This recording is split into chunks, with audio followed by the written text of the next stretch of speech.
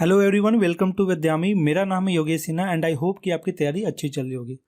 तो आज का हमारा लेक्चर फिर से गेट क्वेश्चन रहेगा और वो सिर्फ बेसिक कंसेप्ट पर रहेगा। पार्ट 3 हमारा ये लेक्चर है जिसमें हम फिर से 3 क्वेश्चन देखने वाले हैं। टोटल 27 गेट के क्वेश्चन लेंगे जो कि सिर्फ बेसिक कंसेप्ट पे ही होंगे। उसके बाद हम ईएसी का क्वेश्चन लेंगे और तब जाके हम नेटवर्क थ्योरम को शुरू करेंगे। क्या शुरू करेंगे? Network theorem. ओके, हमारा टारगेट है कि जितना से हो सके, जितना से हम सीख सके उतना हम थ्योरी पढ़ेंगे। उसके बाद सीधा क्या लगाएंगे? क्वेश्चंस लगाएंगे। इसलिए मैंने हमेशा वीडियो में ये डालना शुरू किया है कि क्वेश्चन को फोड़ेंगे और एग्जाम में ना छोड़ेंगे। हमारा टारगेट क्वेश्चन ही होगा और उसे ही हमें फोड़ना है, तभी तो एग्जाम में हम एक भी क्वेश्चन नहीं छोड़ेंगे। सो आप याद रखिए हमेशा, शायद ये आपको लाइन मोटिवेट करे। क्वेश्चन को फोड़ेंगे और एग्जाम में ना छोड़ेंगे। ठीक है, तो क्वेश्चन की तरफ बढ़ते हैं। हमारा क्वेश्चन क्या है? 7 नंबर क्वेश्चन है कि as shown in figure 1 ohm resistance is connected across a source. ये जो 1 ओम का रेसिस्टेंस है ये सोर्स के साथ कनेक्टेड है। That has a load line V plus I is equal to 100। एक आपका इक्वेशन, फर्स्ट इक्वेशन दिया हुआ है। ठीक है, फर्स्ट इक्वेशन दिया हुआ है। The current through the resistance, इस रेसिस्टेंस में कितना करेंट जाएगा, यानी कि आई का वैल्यू आपको पूछा है। गेट 2010 में आया था, 1 मार्क का आया था। आप वीडियो को पॉज करो, खुद से बनाओ, जो आंसर आता है कमेंट में करो और उसके बाद मैं आपको रिप्लाई दूंगा। ठीक है, ओके। अब हम इसको शुरू करते हैं कि कैसे इसे सॉल्व करेंगे। मैंने आपको बताया था एक क्वेश्चन था 2 नंबर गेट का, जो कि कैपेसिटर से रिलेटेड था, जो बी एंड वाई के बीच में इक्विवेलेंट कैपेसिटेंस निकालना था। वहाँ पे क्या आपने देखा था कि सीसी और सीएस जितने भी एलिमेंट थे वो सब ग्राउंडेड थे। क्यों? क्योंकि वो सारे एलिमेंट के बीच में कोई एलिमेंट नहीं था, सब सॉर्टेड थे आपस में, और सॉर्टेड होने के बाद उसको क्या किया जा रहा था? ग्राउंड किया जा रहा था। यानी सब पे सॉर्टेड था, इसका मतलब पोटेंशियल क्या था? सेम था। वो फंडा यहाँ पे आपको लगाना है। अब चूंकि ये प्लस है और ये माइनस है, तो प्लस और माइनस के बीच में वोल्टेज आपका दिया हुआ है V।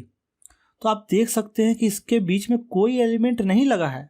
इसका मतलब यहाँ पे आपको पोटेंशियल क्या होगा? सेम होगा। तो सपोज ये पॉइंट लेते हैं और एक ये पॉइंट लेते हैं, तो यहाँ भी वोल्टेज कितना होगा? प्लस एंड माइनस, और वोल्टेज कितना होगा? V होगा। यानी यहाँ पे जब वोल्टेज V है तो इस वाले जो मैश है, ये जो आपका लूप दिख रहा है या मैश दिख रहा है, इसको हम KVL में अप्लाई कर सकते हैं। तो KVL अप्लाई करते हैं, अप्लाई KVL अप्लाई करेंगे तो क्या बोलता है KVL? Total algebraic sum of all the voltages in all the branches is equal to 0। तो टोटल आपका कितना वोल्टेज है वो समेशन करके 0 कर दीजिए। आपका माइनस से करंट निकल रहा है और पॉजिटिव से करंट आप माइनस में एंटर कर रहा है और पॉजिटिव से निकल रहा है, जिसका करंट का वैल्यू I है। तो यहाँ पे वोल्टेज का साइन होगा पॉजिटिव, क्योंकि पॉजिटिव से निकल रहा है मतलब वोल्टेज का राइज हो रहा है, राइज मतलब पॉजिटिव साइन। माइनस रेसिस्टेंस है इसलिए माइनस दिया, क्योंकि वोल्टेज का हमेशा ड्रॉप होगा। I इंटू आर, आई आपका ये है और आर आपका 1 है, इज इक्वल टू कितना होगा? 0। यानी V इज इक्वल टू आई हो जाएगा। एक इक्वेशन यहाँ से आपका ये आया और पहला इक्वेशन दिया हुआ था V plus I is equal to 100। 2 equation आपके हो गए, है ना? 2 इक्वेशन जब आपके हो गए तो आप इजीली सॉल्व कर सकते हो इस क्वेश्चन को। क्या करेंगे? पुट 2 इन 1, V का वैल्यू पुट करो 1 में, तो I plus I is equal to 100 होगा। इसलिए I इज इक्वल टू 100/2 हो जाएगा, is equal to 50 ampere. Simple question था, ज़्यादा इसमें ताम झाम नहीं करना था। ठीक है ना? ओके, तो आप अगले क्वेश्चन में बढ़ते हैं। ठीक है, consider a delta connection of resistor and its equivalent star connection as shown in below. ठीक है, ये आपका क्या है? कौन सा कनेक्शन है? डेल्टा। बट एक्चुअली ये आपको पाई के जैसा दिख रहा है, तो मैंने ये भी बताया था कि ये आपका डेल्टा भी कहलाएगा, और अगर ऐसे इस तरीके का दिखे, यानी कि ऐसे ऐसे ऐसे, मतलब ये पाई है, तो PI और पाई भी कहलाएगा। यहाँ पे आपको क्या दिख रहा है? स्टार है ये, और इसको क्या बोल सकते हैं? T नेटवर्क बोल सकते हैं, T नेटवर्क। ठीक है, तो सेम है ना? मैंने बताया था, आप लेक्चर में देख सकते हैं, स्टार डेल्टा कन्वर्जन में मैंने ये बताया था कि पाई या फिर डेल्टा दोनों सेम है, स्टार और T जो नेटवर्क है वो भी सेम है। कहता है यहाँ पे है कि if all the elements of the delta connection are scaled by K, मतलब पहले रेसिस्टेंस था R A R B R C, अब इसको के से स्केल किया गया, मतलब के से मल्टीप्लाई कर दो, के से मल्टीप्लाई कर दो।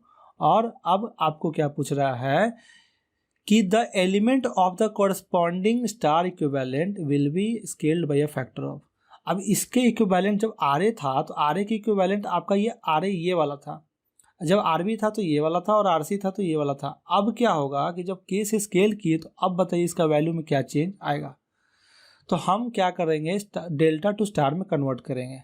तो मैंने आपको बताया था कि डेल्टा से स्टार में कन्वर्ट करने के लिए कैसे करते हैं वो मैंने बताया था। मैं फिर से एक बार रिपीट कर देता हूँ ताकि आपका रिवीजन हो जाए, क्योंकि मैं आपको क्विक रिवीजन पे भी थोड़ा फोकस करता हूँ। आपने नोटिस किया होगा कि हर लेक्चर में क्विक रिवीजन करवाता हूँ ताकि आपको रिकॉल होते रहे। सपोज यहाँ पे था आपका आर ए, ये है आर बी, ये है आर सी। अब ये डेल्टा कनेक्शन है, डेल्टा कनेक्शन में हमें स्टार कनेक्शन निकालना है, तो ऐसे कुछ होगा, ठीक है। और ये आपका ऐसे होगा, ये है आपका आर सी, ये है आर ए एंड ये है आपका आर बी।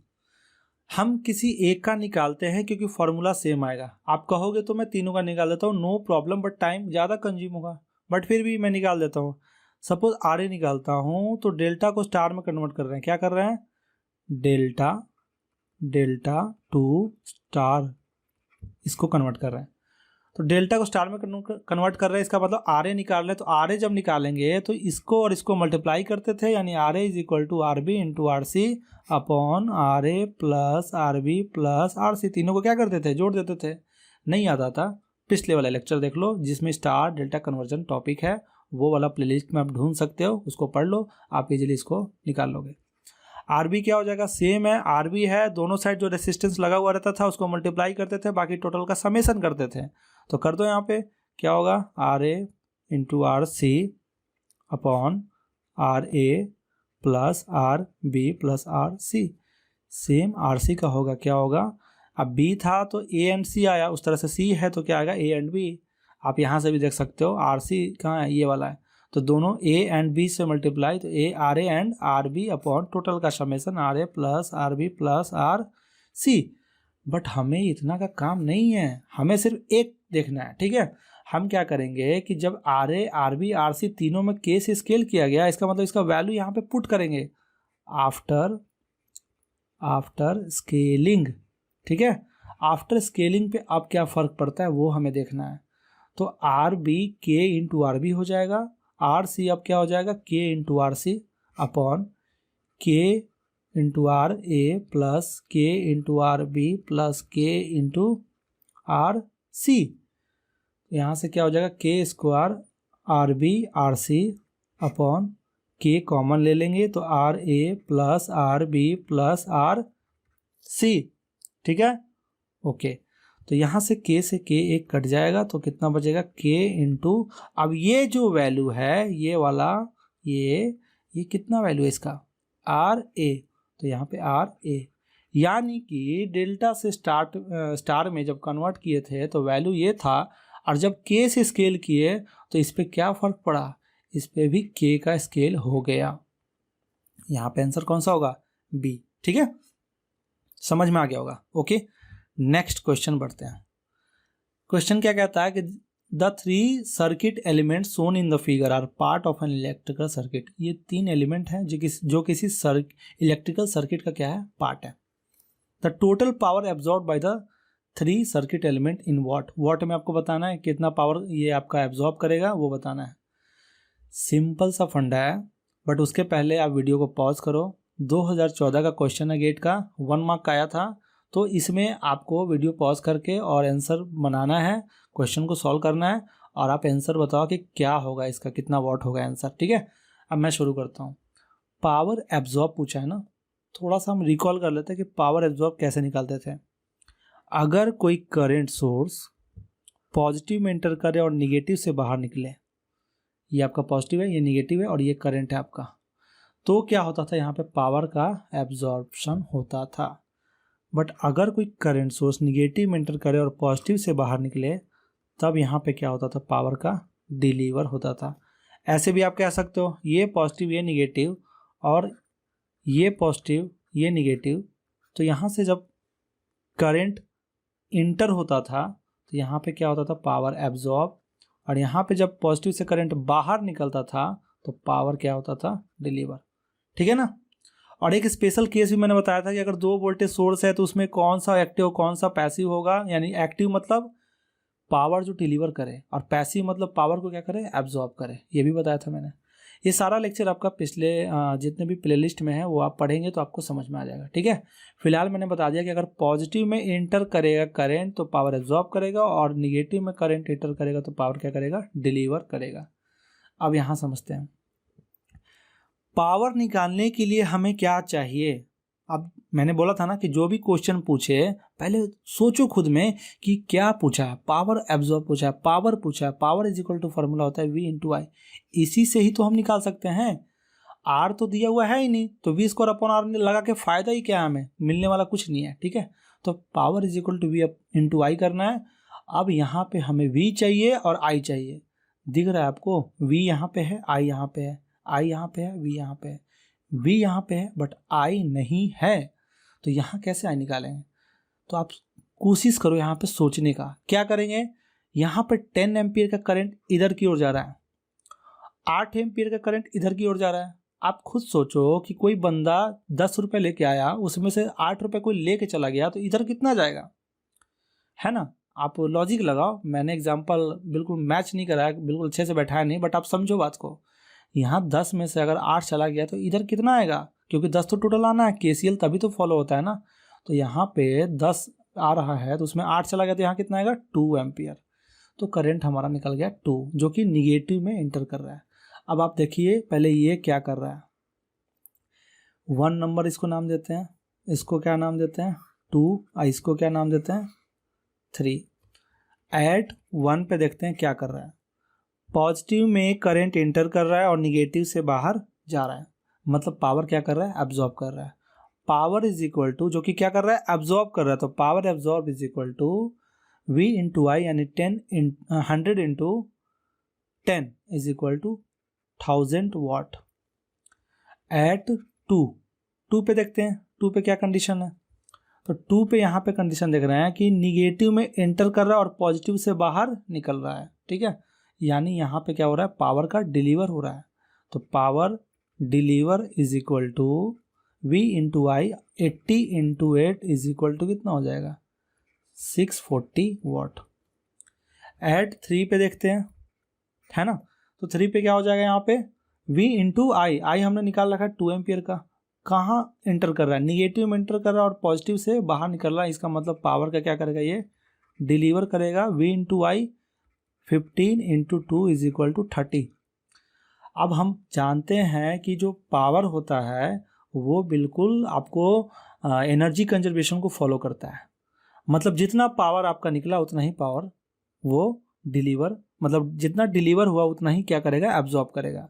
यानी टोटल एब्जॉर्ब प्लस डिलीवर यानी P टोटल, जिसको बोला था मैंने क्या बोला था, एक इक्वेशन बनाया था मैंने, P total is equal to P absorb plus P deliver. ठीक है ना। और ये कितना होगा, 0 होगा। बताया था ना, आप पिछले वाले लेक्चर में फॉलो कर सकते हैं। तो आप टोटल पावर जोड़ दीजिए, उसका समेशन कितना करना है आपको, 0 करना है, कर दीजिए। तो यहाँ पे हो जाएगा 1000 प्लस अब एक चीज़ और, हाँ मैं भूल गया था, एक चीज़ और यहाँ पे क्या होगा कि ये एब्जॉर्ब के फॉर्म में है। तो आपको जब भी इक्वेशन सबका समेशन करना है ना, तो आपको एक ही फॉर्म में पावर लिखना है। अगर एब्जॉर्ब में आप लिख रहे हैं तो एब्जॉर्ब में टोटल पावर आप लिखिए, या डिलीवर में लिख रहे हैं तो डिलीवर में लिखिए। एक काम करते हैं, एब्जॉर्ब पूछ रहा है ना तो एब्जॉर्ब के फॉर्म में लिखते हैं। तो ये तो ऑलरेडी एब्जॉर्ब में है यानी 1000 होगा, बट ये डिलीवर में है तो P एब्जॉर्ब इसका कितना होगा, साइन कुछ नहीं करना है, अपोजिट करना है। तो क्या बताया था मैंने लेक्चर्स में, वो आप फॉलो करोगे तो आपको पता रहेगा। ठीक है। तो माइनस कितना हो जाएगा, 640। ये डिलीवर कर रहा है, मुझे एब्जॉर्ब में चाहिए, तो कितना हो जाएगा, -30। अब जोड़ दो सब आप, कितना हो जाएगा, -640 -30, ठीक है, इज इक्वल टू अपना जो भी पावर आया, पावर एब्जॉर्ब वो। तो टोटल कितना पावर एब्जॉर्ब हो रहा है आप यहाँ से कैलकुलेट कर सकते हैं। तो कितना हो जाएगा, टोटल 100 में से 640 गया तो 360 माइनस 30 इज इक्वल टू कितना हो जाएगा इसका आ जाएगा 330 वाट। इतना पावर क्या कर रहा है, एब्जॉर्ब कर रहा है ओवरऑल। ये टोटल पावर जो हम जोड़े एब्जॉर्ब के फॉर्म में निकालें तो टोटल कितना पावर एब्जॉर्ब कर रहा है 330 वाट। यहाँ पे आंसर होगा 330 वाट। कमेंट में बताना आपका आंसर मैच किया कि नहीं किया, ठीक है। ओके, तो हमने ये फिर से इस लेक्चर में 3 क्वेश्चंस देख लिए जो कि बहुत अच्छे थे, ठीक है। ओके, तो अगला हमारा लेक्चर रहेगा फिर से गेट क्वेश्चन, जो कि पार्ट 4 होगा। उसमें सिर्फ बेसिक कंसेप्ट का हमें गेट क्वेश्चन देखना है, ठीक है।